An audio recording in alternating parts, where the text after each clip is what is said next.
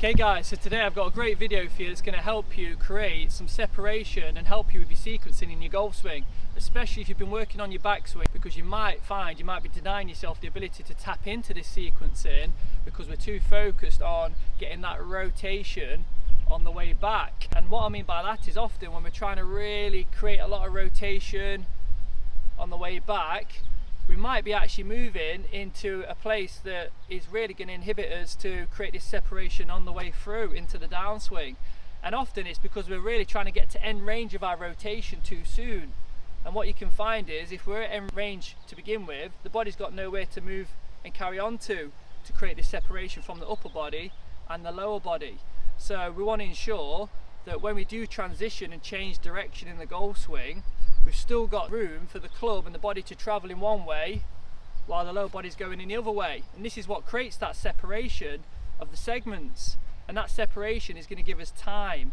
And really at the heart of sequencing is your timing. So we want to ensure that you're giving yourself that time, but not too much time where you're missing the chance to change direction and tap into that powerful sequence from the ground up. So how can we sense some separation to start with? Because we need to let the body develop some awareness around it moving independently of each other and in different directions as well, which can often be quite a challenge for people. So a simple exercise is take the golf club and just grip it in the thumb and forefinger and just bend forward into kind of golf setup. And all we're going to do is start to feel the upper body and the lower body moving independently of each other. So you're going to take a step to the right, then you're going to rotate the club around the body, then you're going to take a step to the left and rotate it around the body. So we're going to really feel that shift of the body weight first, then the rotation of the upper body, and then as the club's travelling around the body, we're going to take a step to the left, then let it rotate. So you can really just start to feel how the lower moves, then the upper follows, then the lower moves and the upper follows. You can just do some little steps just to initiate with the weight shift and then let the club travel around the body. So in its simplest form, we're getting the lower body to move and stop and let the upper body carry on. And this is really going to help us to sense how the upper body is separated from the lower body. And what we touched on at the start is if you're working on getting maximal rotation on the way back, then what we can find is the body is already at end range. So when we do decide to change direction, it all goes together, and then we've got the body moving as a block, as one segment, and we've lost that separation. And then from there we've got everything moving as one. It's quite hard to really sense the sequence there, and we've lost that feel of where the club is in all of this, and it ends up looking at as one block movement, everything moving together. So really in the simplest form, we've got to just appreciate how the lower body moves. We're using the step to initiate that little weight shift. Then we get the club to travel around the body, and as it's travelling back, we're going to take a step to the left and let it travel through. We're just feeling that separation. When we use this primitive action of throwing the ball, as the arm is propelled back, the body shifts and changes direction. And what this does is it applies a braking force on my hand. It stops it to let it recoil back. So this braking force in the backswing is very important to help us sense this change of direction. If we're over rotating or trying to maximally rotate, we might be at end range to begin with. Now we've lost that braking force that's going to help us tap into that power from the body. So a little exercise that you can do with one hand, we're going to swish it forward, then we're going to use that little step to swish it back, and we're going to get the step in early, so we've got that momentum, that weight shift preceding the golf club. Then as it accelerates back, as soon as you feel the momentum start to build and you can hear that swish of the club head, we're going to take a step to the left.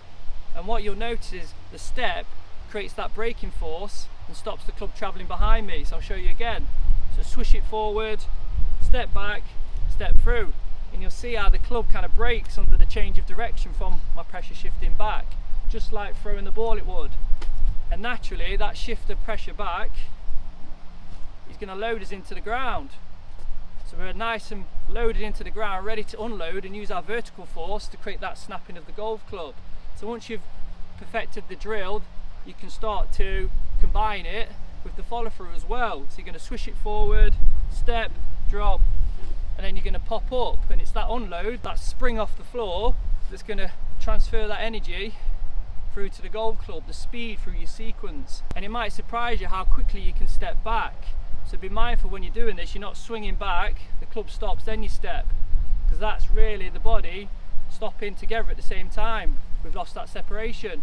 So really get good at this exercise, swishing it forward, step, drop.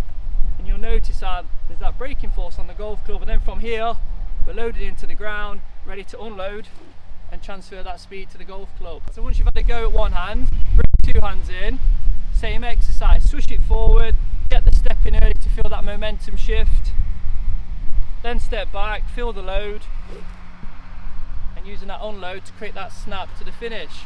And when you've had a few goes in, step in and play a few shots. Now we've got a sense for this braking force and the timing of that pressure shifting back, we can really use that to advantage to create this powerful recoiling and speed transfer through to the golf club. So when you've had a few goes, you can play a few shots.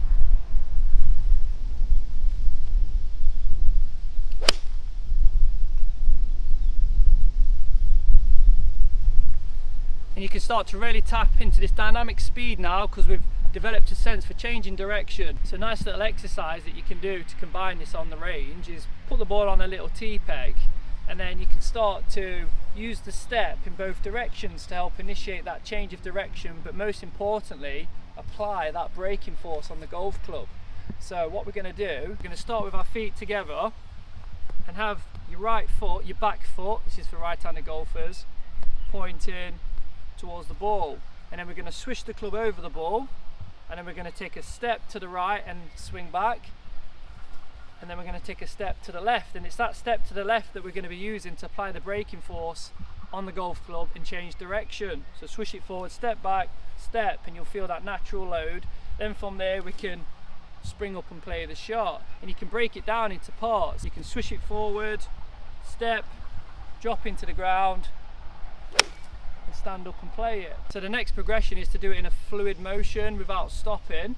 So you can do this off the ground or a little tee peg, find out what's more suitable for you. You're going to start with the right foot in line with the ball, and you're going to swish it over the ball, and we're going to use that step to initiate that momentum to throw the club back.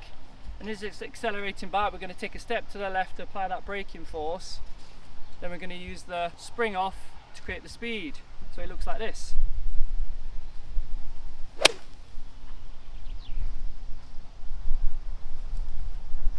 And you can take this on the range just to help you create that separation of the body, so you can really let yourself explore this change of direction that's going to be required to tap into that sequencing in your golf swing.